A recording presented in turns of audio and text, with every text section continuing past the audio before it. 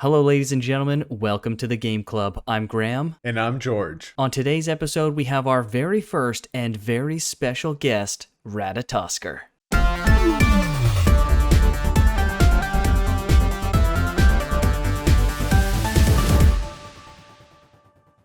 Well, Ratatoskr, thank you so much for coming onto the podcast. For our viewers and anyone else who might not know you, can you go ahead and explain a little bit about what you do, about your channel, and just kind of who you are?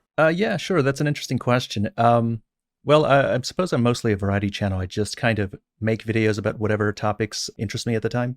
I recently got pretty popular with the Elden Ring community, and I've always been semi-influential in the Monster Hunter community since I started. Nice. How long ago did you get into the Monster Hunter community? Was that with World or before? My introduction to the Monster Hunter community was with World, but as for content making, I didn't start that until about a year and 6 months, a year and 4 months, something like that. Okay. What's your favorite Monster Hunter game? If you've started with Monster Hunter, that was kind of like your baby, I guess you could say, for YouTube videos. What would be your favorite one so far? Have you played all of them or half of them? No. I started with World. I played Rise. I played Sunbreak. So World would probably be my favorite so far. Okay. Nice. Yeah, mine's got to be my entry into the series, which was For You. That was the first one I tried, and I've liked all of them after that, to be honest, to varying degrees. But my darling is still For You, and I think I'm mostly sure it's because it was the first one that I tried. So I recently, well, not recently, but I did start playing 4 Ultimate and trying to get through it. And I definitely appreciate how the older Monster Hunter systems ran. It's a very different experience than how Monster Hunter World does. I still prefer World, but I think that there's a lot from the older games that could be adapted into new titles. That's super interesting because you're in like a really interesting position where you came in on World, and like for me, I started with Tri, and my favorite Monster Hunter is 4, and I liked World, but I didn't like how World started to kind of stray away from the core things I liked about Monster Hunter 4, and I felt like Rise kind of went back a little bit on that, even though there was a lot of like verticality and stuff like that. It was less focused on the areas and the worlds, and it was much more back to like fighting and kind of, there was a lot of speed to the fighting more so than 4, and certainly mobility, but I think the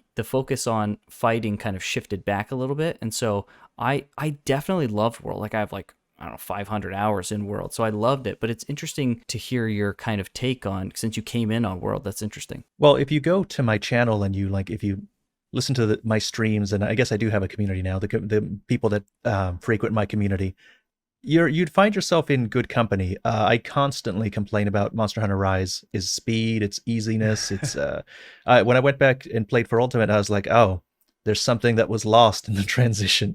Something of value was here, and it's disappearing. And then I go, so having played World, from World to Rise, I was already critical of Rise. Interesting. Mostly for the easiness, but also for the speed. And that was fun, but just from World to Rise, I already felt, oh my goodness, I just got into this series, and the identity is disappearing. Whatever it was that I liked about World, Rise is missing a lot of it. And then I go back to play for Ultimate, and there was a moment where I was like, this game's bullshit. I have to pick up the honey individually here. There's no honey vendor. There's no way to farm honey at the beginning.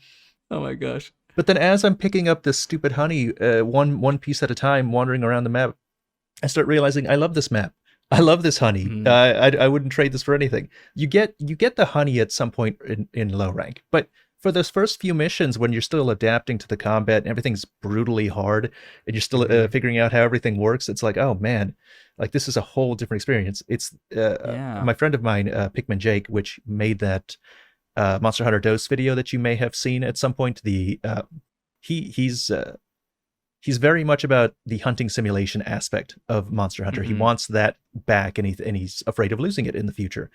And I'm like, I see what he's saying now. I suspect Monster Hunter 6, when it comes out, is going to be more like Monster Hunter World and less like Rise. So I'll get what I want. But I'm also hopeful it takes some of what 4 Ultimate did and adds a little more of the hunting simulation aspects, some of the pre-preparation aspects. I don't want Monster Hunter to just be a boss rush. I'm not interested in just going in there and beating up the boss easily and then moving on to the next monster. for me, the difficulty is key. If a monster beats you up so bad that you're like, this is a wall, I actually have to learn the mechanics. I have to learn how my weapon works. I have to learn what skills are going to be useful for this monster. If it's a wall that makes you stop the gameplay loop, the stopping of the gameplay loop is the point for me. And go back to the town and figure out, what do I need to do to overcome this situation?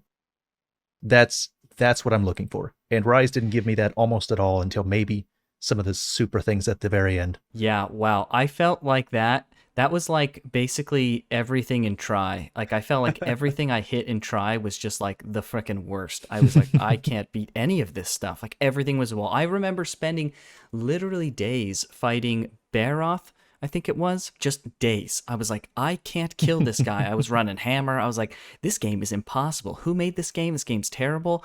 But I kept hitting it because I was just, I guess, an idiot kid. And I just kept hitting it until it clicked. And I went, okay, I like that it's hard. I like this. So I can definitely understand. That's really interesting because it's for Monster Hunter veterans. I mean, I came on a Try. Am I a veteran? Who knows? But for Monster Hunter, like veterans, and a lot of people do say that 4 is kind of the darling. There's definitely some love for all the other ones, but 4 definitely I've seen in the community sticks out as something special, we could say maybe. And so it's interesting hearing from someone who, you know, you're very critically minded and you when you play a game, you're really looking at a game deeply. And so it's interesting to see someone who's come in at World, but can identify that, hey, there was some stuff missing from here. It's not just like the veterans saying, oh, back in my day, like Monster Hunter played like this, and, you know, it's really nothing. And so it's super interesting to hear you say that. For sure. I mean, I share a lot of the sentiments that you said. I like or I guess your friend Jake said about kind of the hunting simulation, kind of prepping stuff beforehand,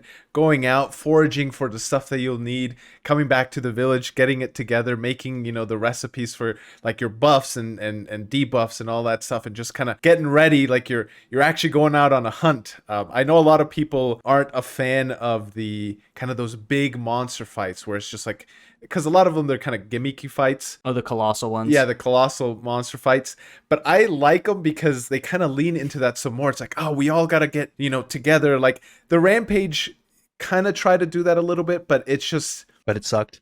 Yeah. Yeah, no, much. it's Yeah, awful. 100%. It was awful. 100%. Yeah. And it just, I didn't feel... Yeah, go ahead. The problem with the Rampage is like it's multifaceted. I could spend like a whole thing just talking about just the Rampage. But the real problem is that I suppose this is a problem with Rise in general. My problem with Rise in general, although it's not really a problem with Rise because Rise, it's what it's trying to be.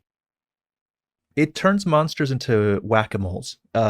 Monsters are supposed to be these dangerous, big threats, Yes. enough to warrant, this equipment that you're using in the Rampage, enough to warrant being afraid of them.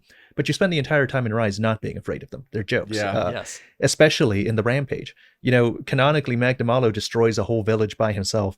In the Rampage, Elder Fugan can take out like 5 of them if they're on the field. Yes. Yeah, that's a great point because, you just kind of mow them down, right? Like, they're just like fodder at that point. They're almost no different from small monsters in Rampage. It's crazy. I mean, in Rampage, you could take out a small monster in less. I mean, it would take you longer to take out a small monster than it would to take out like an Acnosom or something. Yeah. Oh my gosh, that's true, man. That's such a great point. I really like that you said like they're basically whack-a-moles. Like when I played, oh man, I didn't even think about this until you mentioned it. But my sentiment when I play Rise is like I'm going to fight some bosses. But when I played Monster Hunter 4. My sentiment when I went on a hunt was like, oh, frick, man, I'm going to fight a monster. Like, this guy's going to rough me up, and it's going to be amazing. We're gonna dance the dance, we're going to tango, and it's going to feel like a real When you see the victory scrap. screen, it's like, yeah, like... I did it. We made it. Yeah, like it was a real scrap, and not just like a boss fight. It was like I really fought some beast, right? It was just something else. Some terrifying monster that could just... I have to be in my A game the whole time because one mistake and it's going to cost me the fight. Yeah, for sure. Mm-hmm. It's not just about like the difficulty, like that's a big part of it, but the difficulty breeds an atmosphere that, doesn't exist at all in Rise. So I hear a lot about Try. Like I haven't tried Try yet, but that's probably the furthest back I'm going to go. I'm going to play Try. And one of the things people talk about Try is like, oh, you have these torches and they're actually needed because it's dark in certain areas. Like it's actually dark. So you have to use the torches. They're not just little things in the box. And you go around and you go underwater and you see a plesioth underwater, and it's like, look, there's a giant fish underwater. Aren't you scared? Aren't you afraid in these caves? And like the mist is everywhere. Right. So all of this, like, it's like environmental storytelling. It's not exactly like environmental story, but it's creating a theme. It's creating an atmosphere for the player.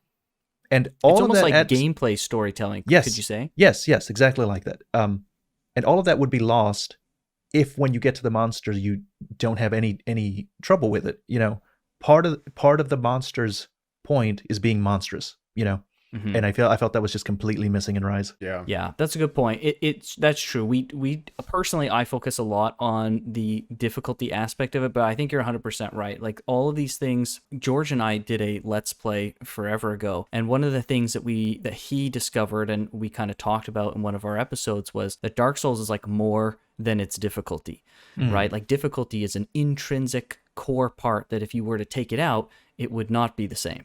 Because you would lose the oppressive nature of the world, and like leaving Firelink Shrine to go somewhere wouldn't have the same weight that it does, or even just pushing from one bonfire to the next wouldn't. But the other thing is, like, I expressed frustration with the fact that the difficulty is so front and center for Dark Souls, and really for the Souls series in general, when it sells it short. Right? It really is so much more than the difficulty. It's like the world building and the atmosphere and all of the little things that come together to make this incredible, in my opinion, masterpiece of a game, especially for Dark Souls 1. So yeah, I think you're right. I think 100%. Like difficulty is one of my favorite things, but like, you know, it's definitely a more of like the sum of its parts kind of thing. Yeah, definitely. When I hear people saying like this is the Dark Souls of X or this is the Dark Souls of Y, and just basically dumbing down what Dark Souls is to that difficulty, it's like, not really. Like, sure, this game might be hard, but calling it the Dark Souls is almost like, I don't know, maybe this sounds too high and mighty, but it's almost like a disrespect to what Dark Souls was able to create and conjure up. Well, those comparisons I feel are often inevitable just because of the way that the marketing worked for Dark Souls. The marketing team played into the prepare to die trope. I doubt Miyazaki was involved with the marketing. Like he's consistently said the difficulty is a tool for what I'm trying to do. It's a necessary tool. It has to be exactly how it is. And I think I think at that time he was not as prevalent as he is now, right? With the time of Dark Souls 1, right? Well, he was the director for Dark Souls 1, but if you mean prevalent as in famous, no, he wasn't as famous. Right. Well, I guess he's CEO now though of He is president. Yes. He is president, right? Yes. So I wonder if that maybe factored into it. I don't know how much directors have control over like the specific marketing stuff. Or my understanding is that Bandai Namco does the marketing for the US, but From Software does their own marketing in Japan. Do you know if the Dark Souls 1 marketing had an angle of that difficulty stuff, or they just didn't? No, they definitely did. Yeah, the Dark Souls 1 Bandai Namco definitely leaned into it. You had the Prepare to Die trailers. What was that song it was playing? You might make it, boy, by the skin of your teeth. You know, it had that thing playing throughout the whole thing. But on the Japanese side, did they also lean into that, or was it only on the? I don't know, but I'm almost sure no. I'm almost sure it didn't lean as much into it as the American side. I would bet money that it doesn't. Yeah. Especially when you consider that Elden Ring didn't lean into it. You know. Yeah. Yeah. Elden Ring definitely leaned more into the. I don't want to say like accessibility, but kind of like to a degree. Like they really wanted to make sure that it was for everyone, but that the experience wasn't going to be compromised. So I feel like they really walked that tightrope of like, more people can play this. You should try it. Like you'll be able to do it. But at the same time, it's like, you're still going to get the full good experience you expect from a FromSoft game. Yeah. I think that they did lean into the accessibility, but only insofar as it's an open world. And that means you have more options now than you did before. It's less linear than Dark Souls 1 was. It wasn't exactly linear, but you were going to go to the Undead Burg to start with, you know. Right. But you definitely don't want to go to the cemetery with the skeletons. Yeah, the catacombs after that. Yeah. That's what I did when I first played. Yeah, actually, I did that too. I got lost and went down there. I was Yeah, stubborn too. I got deep in there before I realized this can't be right. This is too much. Wow, you made it all the way down. Oh my gosh. Yeah, I remember rage quitting when I first played Dark Souls. So Dark Souls and Elden Ring are like my two favorite games of all time. And so when I played Dark Souls, I remember playing it and just hating it. I was like, this game sucks. I'm never playing this game again. I rage quit. And then like I would come back like a day later and pick it up again and do the same thing until like I had that click moment. And same thing with kind of like Try. It's just like, I get it. Okay, this is cool. This atmosphere, the thing that would bring me back is like that atmosphere, right? Is you just want to know. It's like, it's so interesting. The world's so cool. And so it just kind of pulls you back in, even though the difficulty especially when you're new, just beats you the heck up. Yeah. Now, my first experience with Dark Souls, I made it past the bell gargoyles, and then I rang the bell and came down the ladder, and T-posing right in front of me was this Osmond, I think is his name. I'm terrible with NPC names. He was just T-posing, and I got scared, and I attacked him. And and then I found out he was an NPC, and so immediately I just quit out of the game, and I was like, oh, okay, well, let me just reset the game and go back in. And I started the game back up again, and he was still aggroed. He was still angry at me. I'm like, what do I do? No, if I want to know what this guy has to say, I have to go through the bell gargoyles again. And it was such a mountain to climb that I'm just like, I don't think I can do this. And so I set it aside for a few years, but it was always a thorn in my side. It's like taunting me to go back, because Graham has been proselytizing Dark Souls to me since I can remember. And so I was like, I have to go back. I have to go back and beat it, and finally I did, and I'm so glad I did. But yeah, that was my first foray into Dark Souls. It's quite the experience. Almost everyone I've talked to has that same story, like in different variations. Literally almost, but not just for Monster Hunter and Dark Souls. Like everybody that I've talked to plays them, don't like them, puts them away, and then at some point they come back to it and they're like, oh wow, this is the greatest game of all time. It's one of the best things I've ever played. Yeah, myself included, actually, for both of those games. Oh, okay. Yeah. What is that? I wonder. Like, what? Man, I wish I could really. I love taking like aspects like that are not so concrete. They're kind of abstract, and just like figuring out what exactly that is that causes people to bounce, but then like, there's always that lurking like pull that brings you back, or for some people, I'm sure many people drop it and never come back, but like eventually you just have that click, and it's just like, this is now the best thing ever. Like, what a 180 of like going from like not liking it and dropping it completely to loving it. Like, it's bizarre. And I am curious, you don't have to tell us if you don't want to, Ratatoskr, but you said you also dropped the game. May I ask at what phase of Dark Souls you dropped it? Well, before it released with Demon Souls. Ah, okay. Interesting. It started with Demon Souls, and I wanted to play as the Barbarian class that had nothing but the club, so it's like the hardest class to start with. And I just could not get through it. I couldn't get through the first area of Boletaria. I just kept dying over and over. It's like, this is stupid. Like, this is the stupidest game ever. And so I would drop it angry, but then I'd come back the next day. It's like, okay, let's try it again. Let's one more time. Because like, it really was probably the atmosphere. Like the Boletarian first level atmosphere is like top tier for me. It's like one of the best. It was so good. That you come in, the dragons are off in the distance doing their thing. It's so mysterious, and you're curious, and you want to know. Yeah. For me, the thing is, like, Dark Souls is probably one.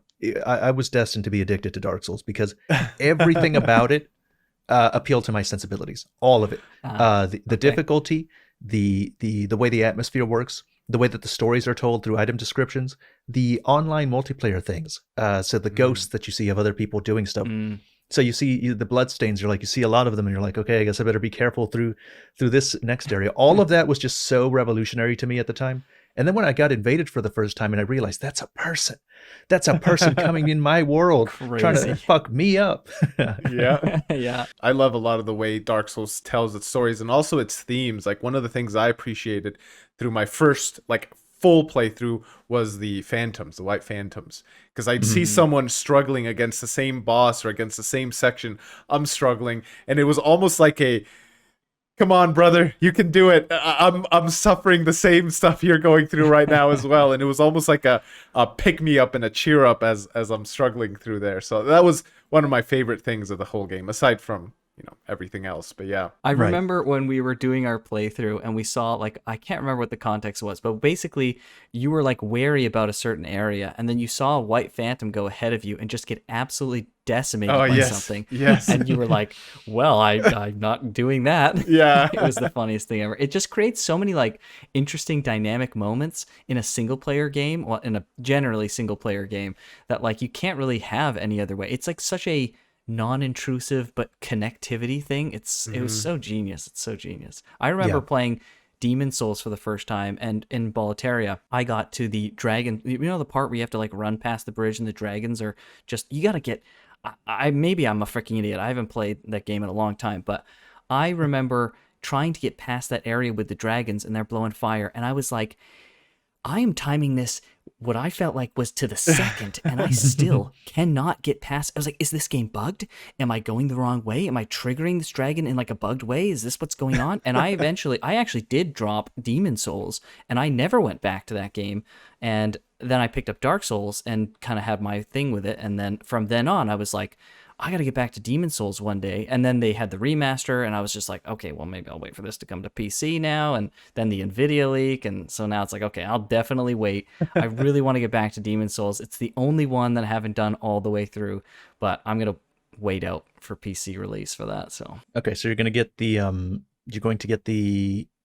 Blue Point version? yeah. The modern 'cause version? I assume that's the one that will come. And I've seen like, Well, yeah. there's some opinions on that people have, but Yeah, I don't like it. Oh, you're not a really? fan? Okay. No, I don't like it. It's not that I don't dislike it. And if you're not going to play the old one, you can't tolerate the old graphics, and then yeah, go for it. There's just a lot of design aesthetic choices that I don't agree with. And there's a lot of audio, the voice acting that's just so much better than the original. It's not even funny. Wow, interesting. It's just a bunch of small things, but I'm sure you'll get the overall experience. If you're not going to play the old one, play the new one. But if you're choosing between one or the other, my advice would be play the original. Yeah, Interesting. so I've thought about that a lot, and so I follow. I don't know if you're familiar with the YouTuber Matthew Mitosis, but he's also not a fan of it at all, and he's like a big kind of inspiration for me. And so I was really curious. I was like, okay, Matthew Mitosis doesn't like the remake.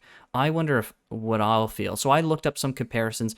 I absolutely 100% agree. Like, they've butchered some of the NPCs. Some of the atmosphere and areas is like heavily damaged, basically. So like, there's a lot of things that I don't agree with. It's also gorgeous, though.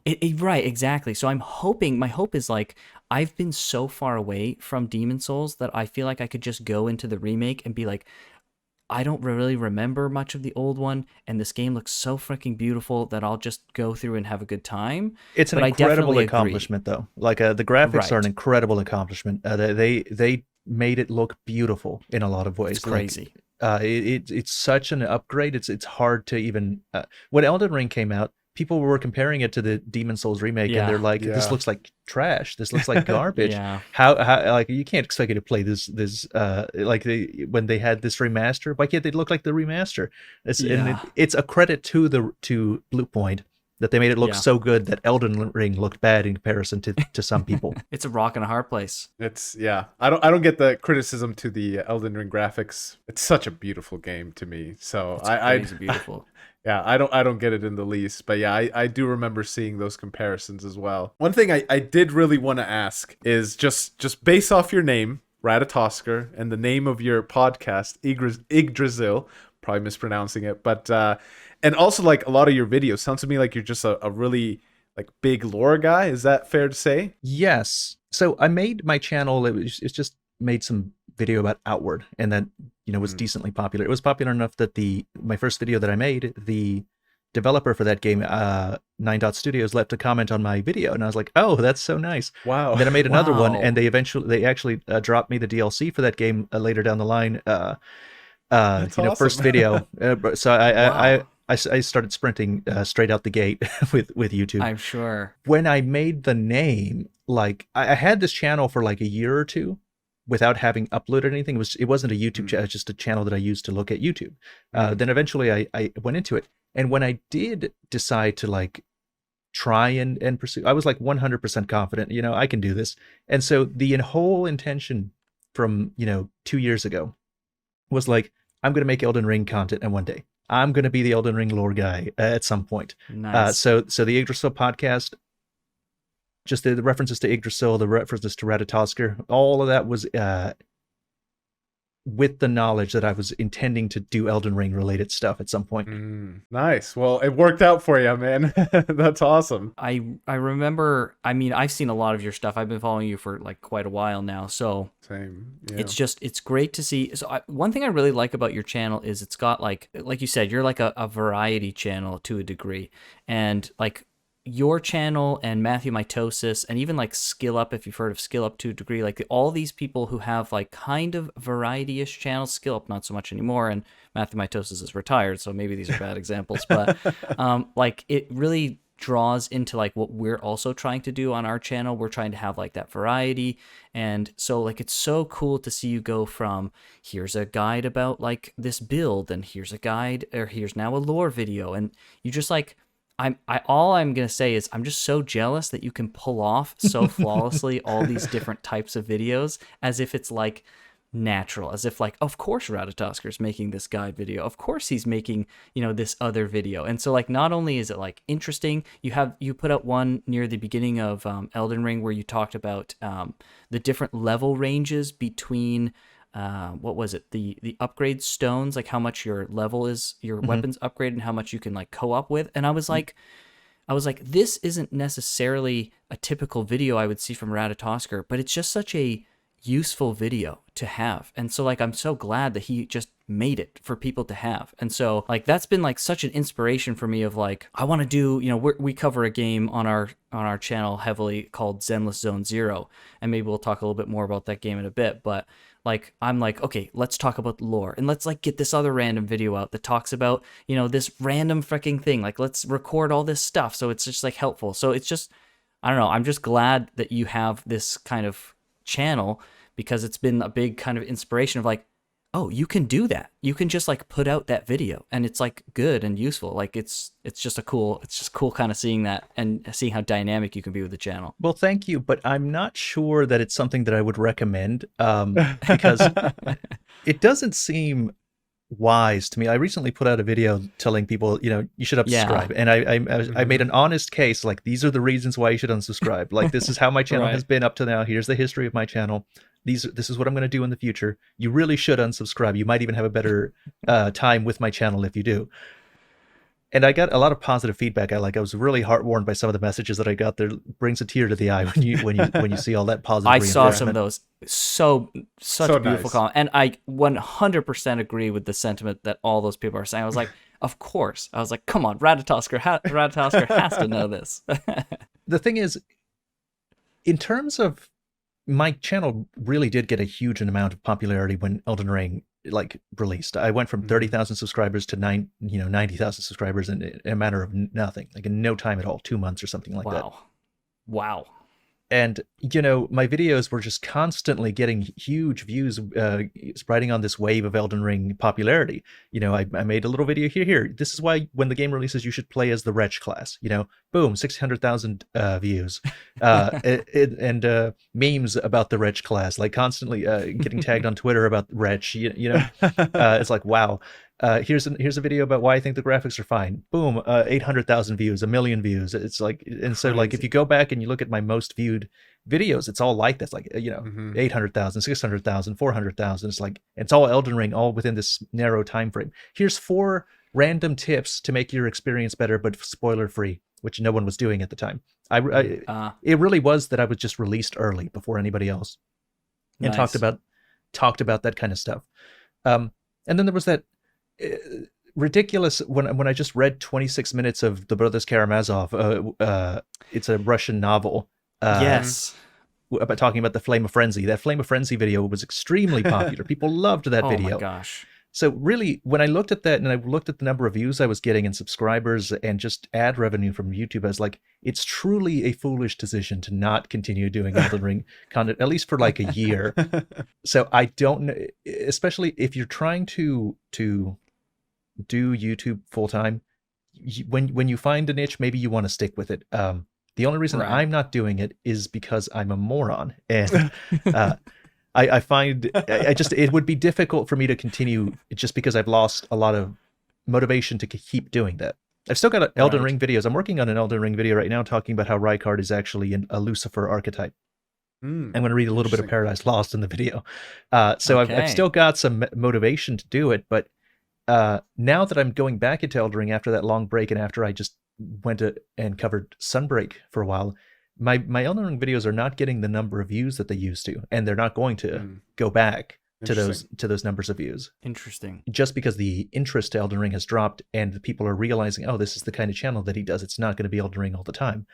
So it's simply a fact that it's not going to go back to those numbers. So I don't know what I'm doing that's working, but I don't think that it's the smartest way to go about it. If I wanted to make money and I wanted to be stable and do this full time, I would not do what I'm doing. Well, I not only didn't heed your advice, I didn't unsubscribe, but I looked at what you were doing and I said, why don't we adapt that to our channel? We should do something like that, right? So obviously we are on the same wavelength of absolute stupidity here. Right. Yeah, because it might hurt you in the short term, but the way we kind of see it is if you lose genuine interest in a game and you have that, a lot of that trust with your viewers, I guess, if you can call it that, is built up on being genuine and actually like excited about what you're talking about. If that starts to die down, you kind of lose interest in the channel itself. Your viewers can kind of tell that. So, I mean, I think it's commendable that you're doing that. And like Graham said, that's something where like, you know what? Maybe we should do that. And so we just dove right in. Yeah, like we're so focused on, so we cover, before I get into that, I just want to push back on one thing that you said. You said that at least a part of that was that, or your biggest thing was that you got those Elden Ring videos out first. And I'll definitely agree, that certainly helped you. But I think the way you conveyed information, and especially on controversial topics, the way you outline a discussion, like I see so much online, people argue past each other, and you've mentioned this on one of your videos, is like people will just argue at a straw man essentially. And so the way, not only for controversial subjects, but on just like here's how you should play the game, or here's why you should play Wretch, like the way you outline, and it's not just outline, like I think even outline is selling it short, it's the way you're able to meticulously take the data of like abstracting the reasons from a intellectual like data perspective and then outlining it in such a easy digestible way is like something that I was like, this guy's freaking got it. Like he knows the game, he understands the game in a fundamental way that I think a lot of people don't. And that's not to say like you're some genius and you're smarter than everyone else is stupid or anything like that. It's just like you've kind of clicked into the core aspects that make things work in these kind of games. And so I think that, yes, you getting there first got your videos in front of their eyes, but I think what you had to say, the substance of what you had to say, was what made people go like, hey, check out this video. Like, I saw this, check this out. Because I know I did. I watched several of those videos and I went, you guys got to listen to this. Listen to what this guy's saying. I think he's like right on the money. So I think you sell yourself just a little bit short. Well, stuff like that. I do think you're right. Actually, the video that I made where I was talking about the graphics complaints that people were having some problems with the Elden Ring's graphics. I find that people just want their arguments represented honestly, and if you can do that, they won't mind so much if you disagree with them. Like people don't like when you disagree with them, but they'll mind a lot less if you present their arguments in a way where they can say, you know what, yes, that actually is my argument. You're presenting it in a way where I can look at that and say, yes, that's my position. And I feel like people think that's rare. People, the default way of presenting an argument is, well, you straw man it. Like the default way that you present an argument on YouTube or anything, it's like you put it down, you belittle it, you weaken it before you present it. And I think that people they really like it when you present their argument the way that they would themselves, or better than they would themselves, because sometimes people don't know what's the problem. Sometimes people don't like something, but they're not an articulate person. Like they don't have a talent for speaking. And so they'll say, I don't like this thing. And then they'll get attacked or they'll say that the reason they don't like it is something, but it's not really that reason. They couldn't identify it well.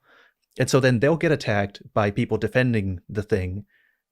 And then the first group will get angry and they'll retaliate viciously because they got attacked. And so like all of that could be avoided if you can figure out from what they're saying what they mean and present it in a way that they themselves think, you know what, that's better than what I said. That's my real point. 100%. 100%. I couldn't. Yeah, that's like exactly what I'm talking about. Yes. And so I think this like genuine way that you cover information is like it's it's the identity. It really is the core identity to your channel. Like you, as those comments said in your latest video, like you are the core content that people are coming for, and it's just cool. It's just like, and so what I was kind of getting at for that was like that's like something that we want to adopt. We look at what you're doing and the reception that people have, and they see that honesty, and we go, we want to cover games in a genuine way. We don't want to cover games that we don't have to. And when we're done with the game, we want to be done with the game and move on. And you're right. Maybe that is a dumb way to do it. But I think people who really are looking for a genuine coverage of games, especially when it lines up with what they want, I don't think many of those people will really care. They'll just say, you know what? I'm just here for you guys. I'm here for what you're doing. And so, like we're covering Zenless Zone Zero, which is a mobile gacha game that's also on PC.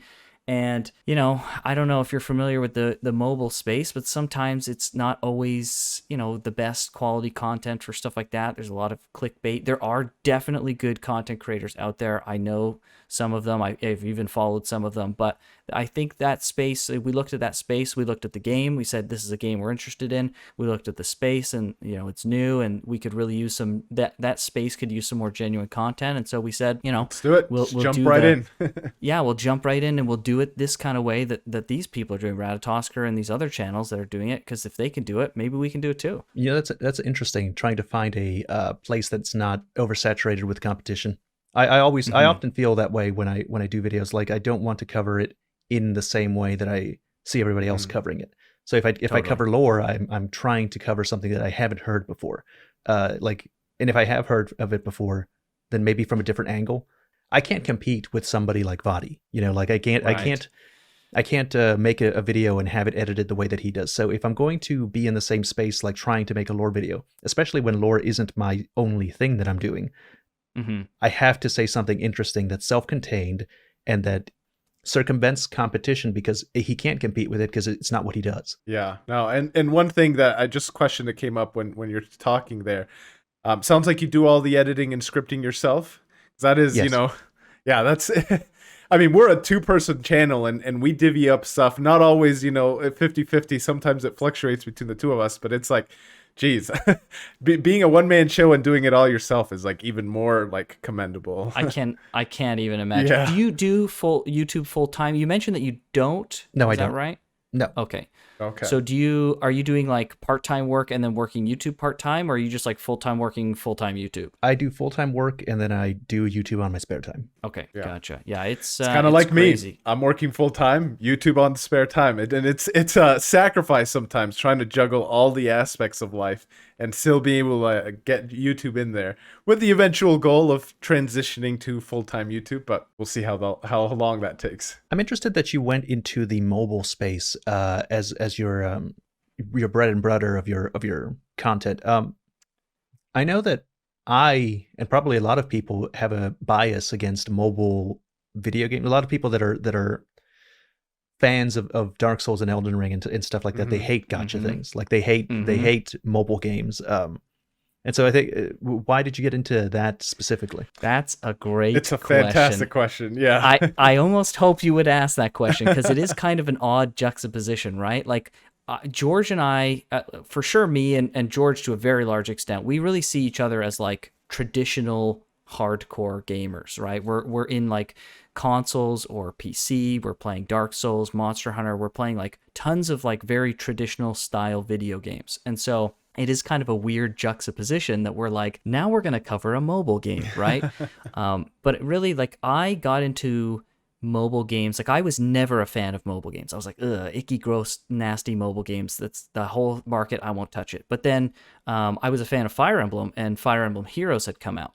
And they're like, oh, it's a Fire Emblem gacha game. And I was like, well, what's that?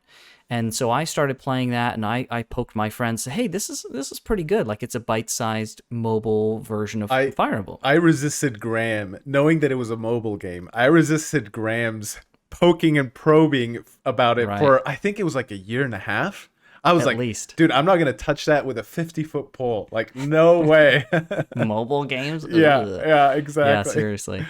Yeah, and then I learned lots of mistakes for gotcha games. That's for frickin' sure. And spent more money than I should have in that game. And then another game, Dragalia Lost, came out.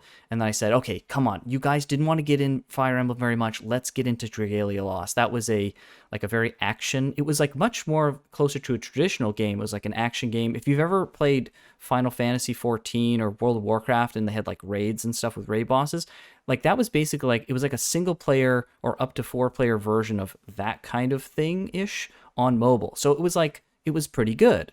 And so there were other gotcha games I started trying, and they just didn't, I don't want to be like snooty or anything, but they just didn't hit like a quality mark that I was like, listen, I play traditional games. And so if I'm going to play a mobile game, I expect this game to hit a certain bar. And so we went from Dragalia Lost, and Genshin Impact came out, and I'm sure you've definitely heard of Genshin Impact, I'm sure. Yeah.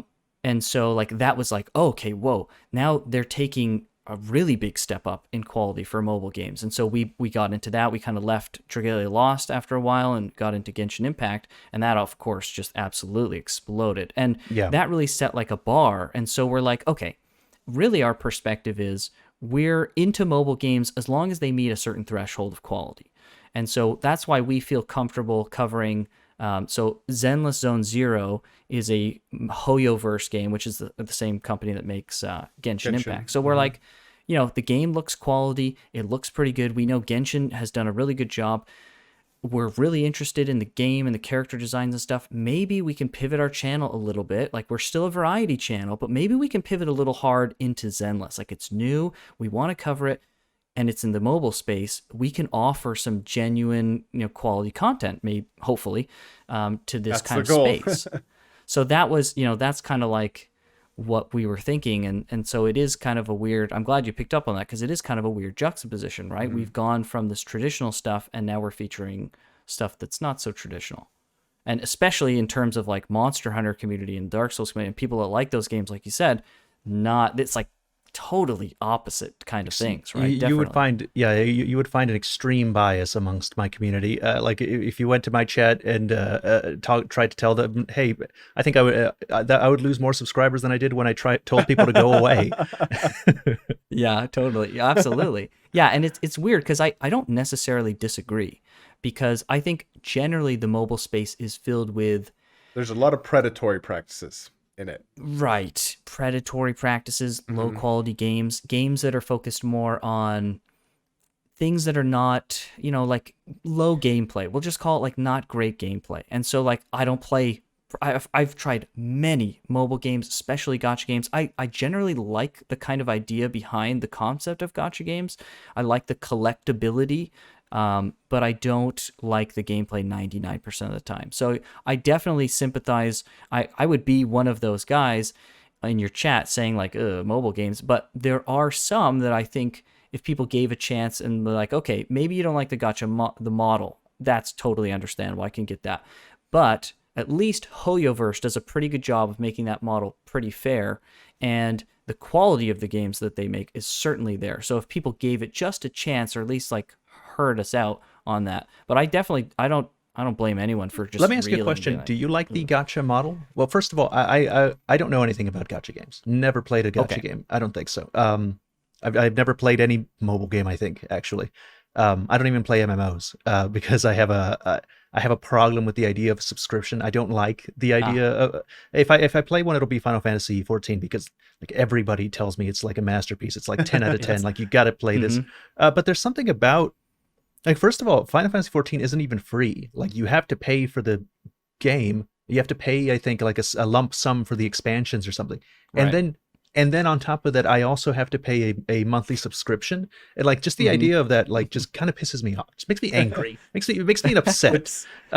It's like, wait a minute, but I gave you money.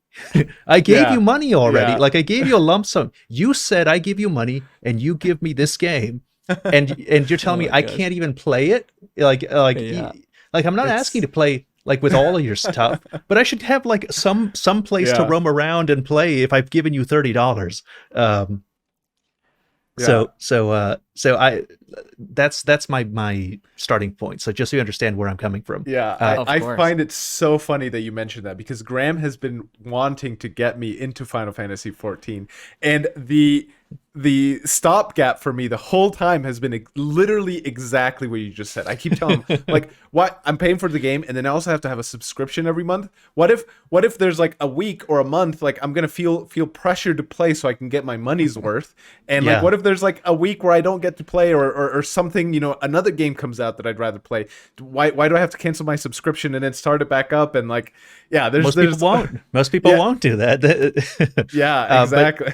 So people in my chat would don't like that. Like they're perfectly fine with the MMO model. They think that's perfect. I'm being old fashioned. I'm being weird about it. It's like, you don't have to own it. You don't have to really own it. You can just keep paying for it. Keep paying for it. It makes me angry. So okay. So with that out of the way, just so you understand where I'm coming from, do you like the gacha model, and what is the gacha model? I think you and I, Graham, will have slightly different opinions on that. But go ahead. You can go first. I think a lot of our thing on this will probably be pretty similar. But so I like this is really multifaceted now. I'm starting to think about it. So the first thing is I like the collectability of stuff. A lot of times when people say, I like collecting characters in a gacha game, the immediate thought is like, you like gambling. The game is fun because you essentially are gambling to get the characters. And I absolutely think that that's a thing for some people. But I like the idea of like many characters coming over out of the game of like an extended period of time and collecting new characters. I like having a consistent amount of content coming in all the time that I can constantly do and work towards, and there's like interesting characters. I don't know if you're like big into anime, but I'm kind of like big into anime, so like those characters that they usually bring in are like perfect for the typical anime fan of like, oh, there's this stuff and this stuff. So that kind of like speaks to me from a collection perspective, and that money, if the gacha game is good, you can generally get away with paying anywhere from 0 to like very, very low amounts of money, like less than a Final Fantasy subscription in like consistent cash out, I guess you could say. And so, but the great thing is the games will consistently get money through various means. Now, it's not great when people wail, because that's like obviously damaging for those specific people. So I don't love that aspect of it 100%. But if people are generally just having a typical cash flow into the game, it's just like, it's almost like they become companion games that as long as I'm having fun, because once I'm not having fun, I stop playing the gacha game. But it's like, it's a companion game over time that I can just whip out my phone, or I can sit down on my computer, and I've been playing this game for a year, for 2 years, and it's just like a comfortable game that, like, I don't know if you have like a comfy game that you just kind of like sit back and you just like, I can play this game and just it's just comfy, right? And so that's kind of what those gacha games are, as long as they're not overly predatory, as long as the gameplay is good, then that's the kind of thing. But I do agree, like I push back pretty quickly if the games are, acting up in like a monetization way or like a content way or whatever it is, right? You seem so to be I understand. You seem to be like very cautious about the predatory behavior of the companies that you're talking about. So like I said, I don't know anything about gacha games, but I do like hang around Twitter. And I hear people using that term, predatory behavior, from companies. Diablo Immortal makes so many billions of dollars from its first month or 2 months or something like that.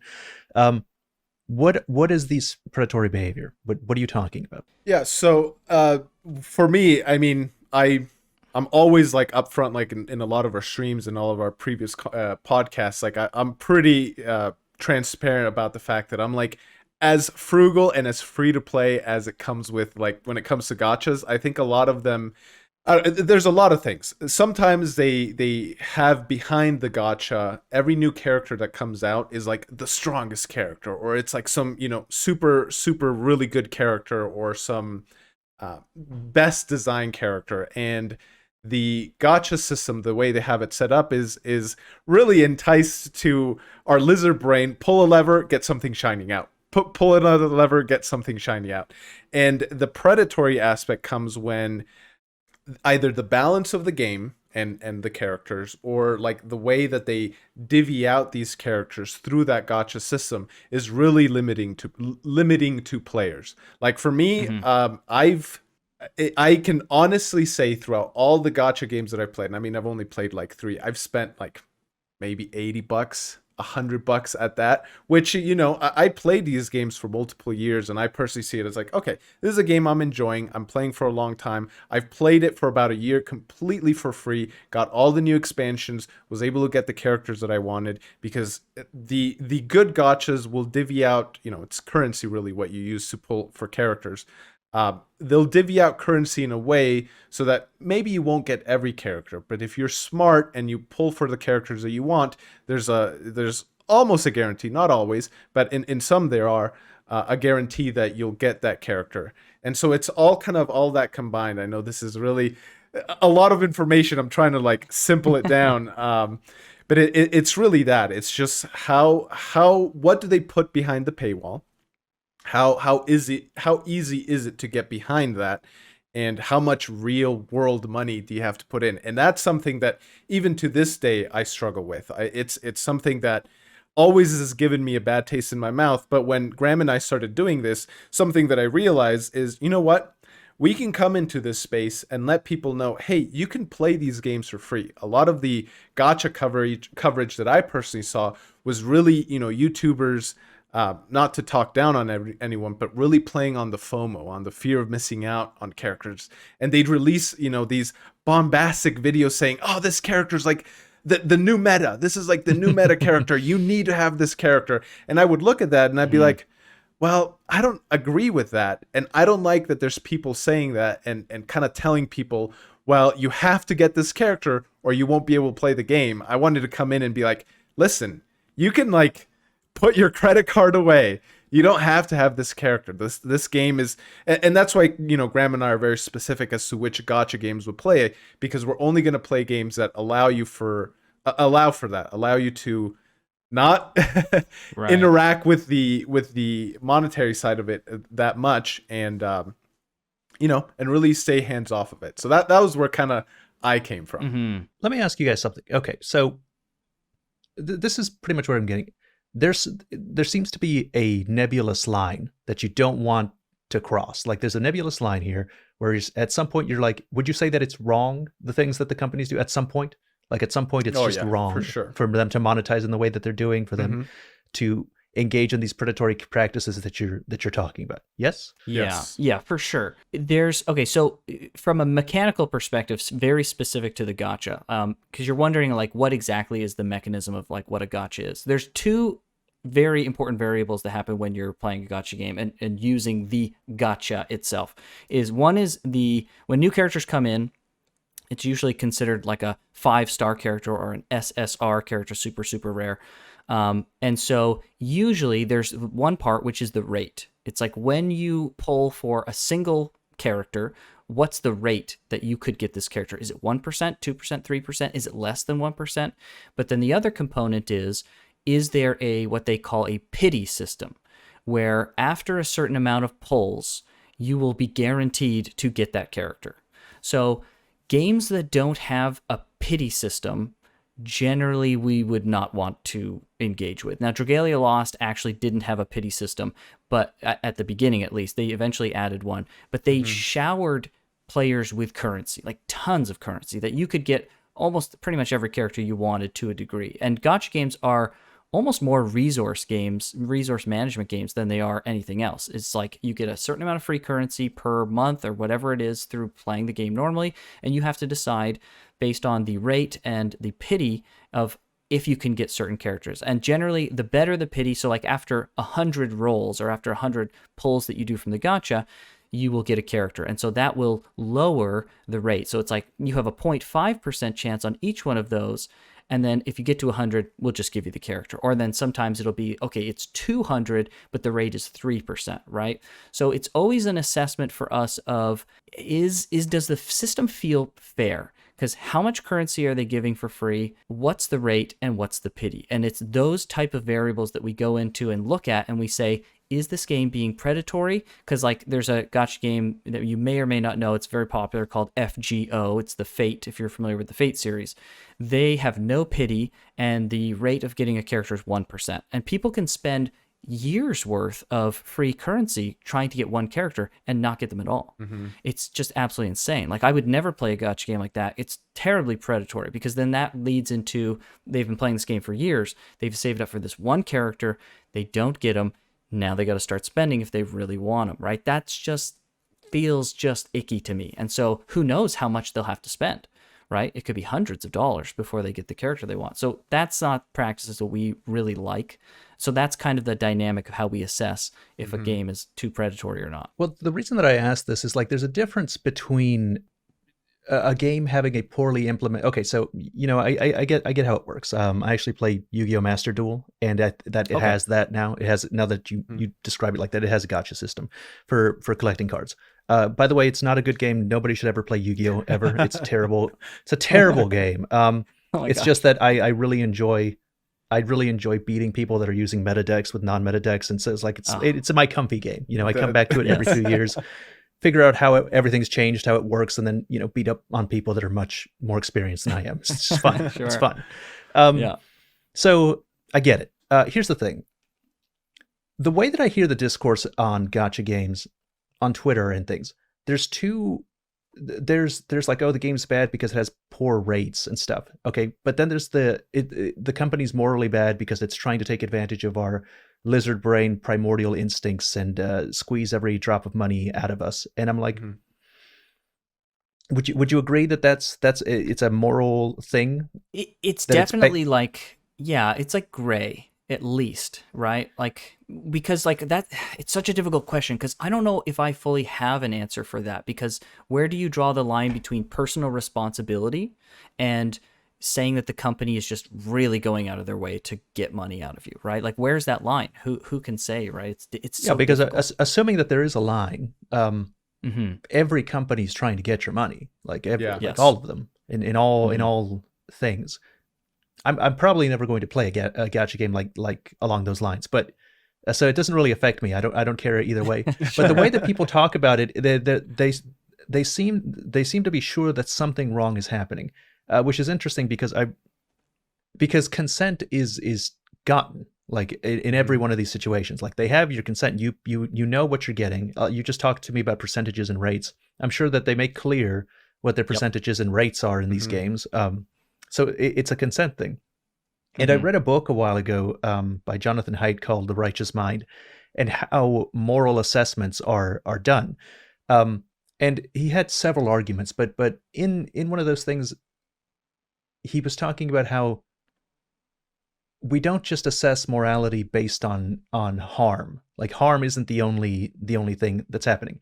And by my estimation, yes, this thing sounds like it could harm people, but you would have to make an argument that it harms people. Like, you'd have to make an argument that these people made these choices, but then they got their consent. So basically, one of the things that the book argues is that, like, I'm not sure that this is the point the book was making, but it's something I got out of it. That Sure. not all wrong things are about consent. Like, things can be wrong even if no one's harmed. Okay. Yeah. Mm-hmm. Yeah. And so, like, this thing with gotchas, I've always kind of been curious about it because I don't engage with it. But I've been curious about it because people talk about it like harms are happening, even though consent was acquired and the people knew what they were doing getting into it. So it's like, what's like on a logical axis? What's wrong with whales? What's wrong with people spending all of their money on the game if that's what they wanted to do? And people will react like, I don't care if that's what they wanted to do. It's wrong. And so it's like, maybe they're right, actually. Like, I'm not saying they're not, but I don't think that it's because of the harm that they're doing to themselves or to anything else. I think that those are maybe invented. Like, I think it might be, if it's wrong, it's because gambling is wrong. And if it's wrong, it's because gambling is damaging. Not necessarily because gotchas are uniquely evil. Right. At least that's my perspective as an outsider. Sure. How would you feel about gambling as like, maybe you don't have a position on gotchas, but how would you feel about gambling? Would you say that people who like get sucked into spending all their money with that, have they been wronged in that sense, do you think? It's a tough question. The problem isn't for me. It's not about it being wrong. Is it so wrong that it should be illegal? Is the thing? Is like there's things that are wrong, but that shouldn't be illegal. Yeah. And I think our whole society is based on that. You get to think that whatever you want to think is wrong. Like that's that's up to you. That's your right. But just because you think it's wrong doesn't mean that it should be illegal. So it's your purview to dictate your moral worldview. But it needs to be so wrong that you prohibit other people from engaging with it. And the problem is someone bankrupting themselves because a corporation found a way to hack your brain. At what point, like, it's dangerous to ban things for people's own protection. Is it so wrong that you would take away their agency, their ability to do that? Because they have a right to do that. They have a right to make their own choices. So it's a complicated question. I don't know. Yeah, I mean, you did a great job of kind of explaining your, like, at least some semblance of your position, right? You obviously didn't take a full stance, but like 100%, I don't think I have an answer either, really. It's very difficult. I mean, maybe George has something better, but yeah, it's a tough answer. Like the thing that I appreciate about gotchas is like I try and, in an ideal world, for my personal sensibilities, if I wanted a character, I just, would pay 99 cents or whatever the agreed price would be. I pay for that character and that's it. But we live in the world where, money is a big motivator for companies. And the thing that I appreciate about gotchas is, yeah, there's this, like, to be straight up with it, there's this gambling aspect of it. But what I enjoy is I've played few games that come out with new content and new characters and new expansions as quickly as gotchas do. And I think a lot of it is because they just make buku money. Like, there's a lot of people that, pay, and just across their entire player base. Yes, there's some players that pay more than others, but across their entire player base, they make a lot of money. And that allows them to release, content almost on a, like, bi-monthly, sometimes even weekly basis. And that's the aspect of it that I really appreciate, because it's a, like Graham said, it's a comfort game that I can just come back to, and there's always something new. I get what I want out of it, and then I look away. It's for reasons that I probably wouldn't like say that gambling's illegal, should be illegal, stuff like that, because like it's offering a service that wouldn't be offered without the constant stream of money, like the constant updates, there's and plus the fact of collecting by itself is fun. I'm sure there would be people that would be given the choice and be like, all right, you can have this game as a gacha game, or you can have it as you pay 99 cents for the character and you get the character. And they would choose to keep the game remaining as a gacha because maybe they have a really good character that's rare. And why should everybody be able to have it just because they paid 99 cents for it? Yeah. It's a status thing.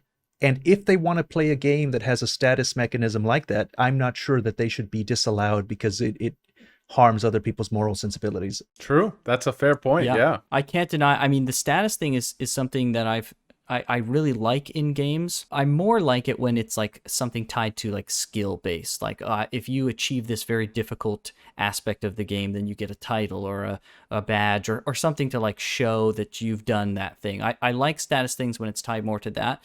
But I can't deny that there is some level of, you've got the new character, you got really lucky, and you got them on your first, like, usually you do like a set of 10 rolls is usually what gotchas do. And so it's like, oh, I got them on my first 10 pull. I got this new character, I get to play with them, and all my friends are like, oh, no way, man, you got that character. And like, it just, it becomes like something that's just like more than just like when a Smash character comes out, everyone's excited and everyone just gets them, and that's that. And it's fantastic and awesome. And I love Smash and I love it for that. But there's something unique about the scarcity that comes with, especially if you're in like a group of friends, or because most people don't spend a lot of money on gacha games, right?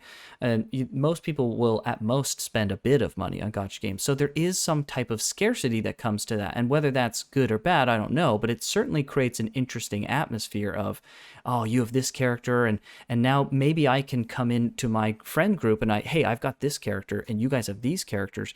We can help each other out. If there's like multiplayer aspects, it creates an interesting dynamic dynamic of like, oh, well, I can't do this type of content because I'm missing this character that does this. So can you help me out, right? It creates something that couldn't exist in another way. I agree with that. And that's, all those things combined are part of the reason why, I delved into gotchas in the first place. And again, like I would not touch some of them with a 50-foot pole if pressed. And so it really comes down to, there's good and bad games in almost every genre and from, all corners of the gaming verse. And so it's really comes down to just finding the ones that meet, like Graham said, a certain bar of quality, and not just quality with the actual gameplay and the balance and the characters and all that stuff, but quality with the gacha as well. Like it just has to be like, all right, anything beyond this is something that through all this conversation, all these parameters that we've established, we're like, okay, yeah, this meets it.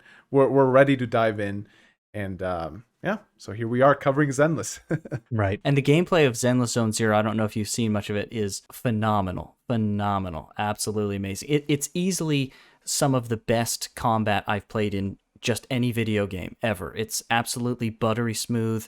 It's if you've ever played, I don't know if like Devil May Cry is like a good comparison, because I haven't actually played Devil May Cry, so maybe it's the worst comparison ever, but it's very like character action game focused. It's just absolutely incredible. Well, we were lucky enough to get in. One of the reasons that we're covering Zenless in the way that we are is we were lucky enough to get beta access to the game. And so that was huge. It was like, oh man, we're going to get exclusive access. This is a very small beta test. And so, yeah, like playing it was really, yeah, this is it. This game is absolutely fantastic. It's from a good company that we can generally trust will do good stuff with the game.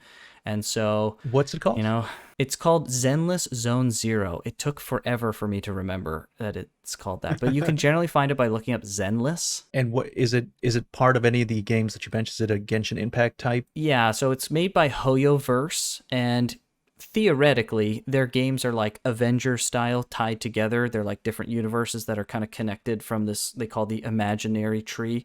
And so they are all connected, but not really kind of thing. So yeah. Yeah, and it's by the same company that makes Genshin Impact. But it's cool. Hey, you would, even if you didn't like all the other gacha aspects, I am sure that you would at least get a kick out of the combat itself. I don't know if that exact combat would be something you would love like long term, because I know you like Dark Souls and Monster Hunter, and there's like skill aspects in those games in Zenless that kind of speaks to the things that you would like generally in those two games. And so that kind of speaks to me and George as well. So it's from a gameplay perspective, it's right up our alley. It's absolutely awesome. Like I said, I've never even played a mobile game. It seems like it would be difficult to control it with your phone. Is it not the case? Yes. So the great thing about recent HoYoverse games is they're all typically built on PC, and they're enabled to play on mobile. So I don't really play a lot of mobile-y games anymore, because I just play, like a lot of these newer gacha games are coming out, and you can just play on your PC, and it's like, I'm going to go out, do something, take it on your phone. It's just like, it's right there, right? It's all seamless. It's pretty cool. Okay, that's pretty cool. Yeah, that's awesome. Yeah, so Zenless, I played mouse and keyboard with Zenless. It also had controller support. It's so good. I can't wait for the game to come out so I can play it again, because it really is that good. The combat's so addictive. It's so good. I played it on that weekend. I played over 30 hours in like 3 days. It was nuts. Oh wow, yeah, that sounds like when I got the beta test thing for Elden Ring. Spent a lot of time. We would have done the same thing. Yeah. Yeah, totally the same. Yeah, absolutely. I did want to ask you about Dragon's Dogma, because Dragon's Dogma fans are way too far and few between, and I've been a Dragon's Dogma fan for a long time, and I've basically never met someone in person that's ever played these games. And I played Dragon's Dogma originally when Dark Arisen came out. There was like a tiny bit of news about it at the time, and I was like, oh, this is weird. I've never played this game or heard of this game. I'll pick it up and try it out. Absolute banger. So I take it I saw some of your footage or your coverage around Dragon's Dogma 2 and the announcement and stuff, and I was you were watching the stream. I think I did watch your stream for a little bit too, because you were like, it's coming. And I was like, oh, Ratatoskr, I hope it is coming, man. I hope so. I was so excited. Actually, I think that stream was the biggest stream I've had. Like, people were like all over it. Like, people love Dragon's Dogma. The people that love Dragon's Dogma love Dragon's Dogma, even if I adore Dragon's Dogma. Not just because of what it was, but like all the potential that didn't get an iteration in a second Yes. title. Yes. Because it came up with so many revolutionary ideas and did them well enough in the first game. But I was like, imagine if they got another shot. Like, imagine if they had the ability to iterate on these amazing ideas in a second game. I cannot agree with you more. You have no idea. We're like so perfectly in sync on that. That's like the thing I think about every time I play it. I'm like, imagine a sequel. Imagine they got the budget and the great engine for a sequel. And then they're making this new one, probably like very likely in the RE engine. Oh, yeah. I can't wait. It almost certainly making it on the RE engine. It looks like such a banger idea. Personally, one of the most radical things that I want for Dragon's Dogma 2 that some people think it's a good idea, some people don't, is I would like at least a 2-player like co-op kind of thing integrated into it. And some people are like, oh no, the fidelity of the single player, you can't do that. And it's like, no, you're not thinking about it right. We could keep the fidelity. If the fidelity is so important, what we could do is instigate a pawn system. So when you go and you make your pawn, all right, you craft your pawn, you choose its class, you do everything you want with your pawn, and canonically the pawns go off to other worlds and help other arisens, okay? You can play as your pawn in your friend's lobby, all right? This gives you 2 builds that you can play with. And so if you ever wanted to play the game again, or you wanted to change your build, you get to control how your pawn plays in your friend's world. So you know what the build is like. Like, it gives you, it's brilliant. It goes with the lore, it goes with the story. The integrity of the single player would be maintained, and you just go out there and maybe you get some like Rift monies. You get the Rift monies as a reward for that. Right. For that kind of thing. It's fantastic. It's a fantastic idea. I want to be able to play 4 people or 2 people and tackle stuff like that. Like, the world was hard. Like, it was like, especially in the beginning, it was a hard place to navigate through. All right. And it was weird, and the maps were weird, and everything was, it was new and fresh, and just imagining being able to ferry your friend across this landscape and help each other out, and climb on an ogre. It's like, I'm climbing on the ogre, give me a buff or something. Like, hit him, shoot him in the knee so he bends down so I can jump on him or something like that. It's just like, it sounds fantastic. Sounds like, cover me while I cast this giant spell. Like, it sounds so good. So yes, I cannot empathize with what you're saying enough. Like, ever since I played the original game, fantasy, like Dragon's Dogma, a multiplayer Dragon's Dogma game is my ultimate fantasy game, because I saw so many skills that were like just designed for team play. And I personally hate the pawn system.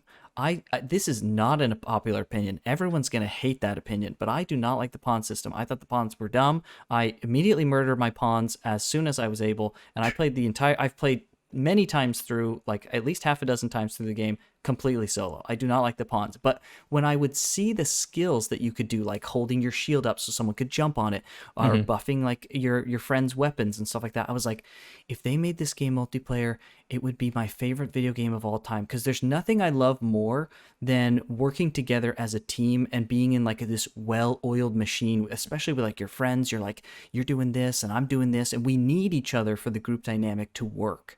And if Dragon's Dogma 2 can deliver on that, I will just lose my mind. I will be so pleased. And I'm legitimately, I don't know about you, I was legitimately surprised that people started to push back on the fact that it could have multiplayer, that they didn't want it in. I was like, I was surprised by that. I was like, really? Well, most people like the pawns. Like, most people find the pawns fine. So like, for you, since you didn't like the pawns, like the multiplayer is like a natural addition, but like other people are like, it already kind of has multiplayer, but with NPCs. And it's like, yeah, but you could imagine replacing one of those NPCs with a person. It's great. It's so much better. No, I do like the pawn system. It's fine. I would like it iterated on. I'd like it made a little better. But a lot about the pawn system was actually revolutionary. Like, the pawns could finish quests, and if you take your pawn with you, it knows the solution to the quest puzzle that you're currently stuck on.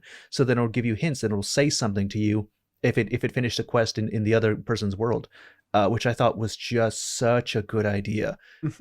It's they'll know things about monsters. Like, they'll know what the weakness of monster is if it learned it in a different world. It'll learn that